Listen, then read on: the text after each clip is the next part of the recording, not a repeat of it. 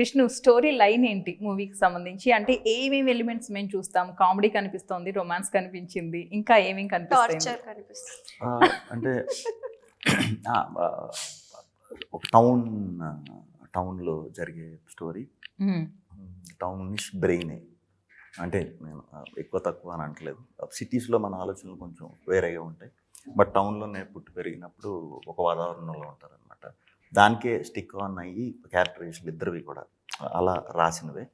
ఇంటెలిజెంట్గా ఉండరు, ఆ ఊరికి ఇంటెలిజెంట్ వాళ్ళు. పక్క నుంచి చూసినప్పుడు మనం ఆ క్యారెక్టర్లు చిన్న ఇన్నోసెన్స్ అది తెలుస్తూ ఉంటుంది.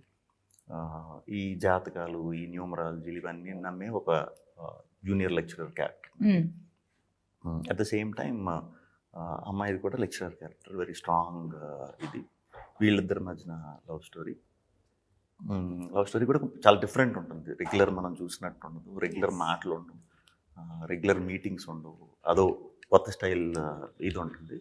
సో ఈ ప్యాటర్న్ ఇలాంటి సిచ్యువేషన్లో నుంచి ఆ లవ్ స్టోరీ ఫ్యామిలీస్ దాకా వెళ్తుంది. ఫ్యామిలీస్కి రీచ్ అయినప్పుడు ఇక ఫ్యామిలీ డ్రామా ఓపెన్ అవుతుంది అనమాట. సిచ్యువేషన్స్ అన్నీ చాలా టఫ్ సిచ్యువేషన్స్. ఎవరు ఇంతకు ముందు సినిమాల్లో చూడని సిచ్యువేషన్స్ వస్తాయి. ఆ సిచ్యువేషన్స్ మాకు ప్రాబ్లం తప్పితే చూసే ఆడియన్స్ మాత్రం ఎంటర్టైనింగ్గానే ఉంటుంది. ఎలా కనెక్ట్ అవుతారా? 100%. పెద్దవాళ్ళు విపరీతంగా బాగా చూస్తారు, ఫ్యామిలీ ఆడియన్స్ చాలా గట్టిగా చూస్తారు. సో ఈ మళ్ళీ హోల్సమ్ ఈ లవ్కి, ఈ పెళ్ళికి, దీనికి సమ్మరీ చాలా కొత్తగా ఉంటుంది.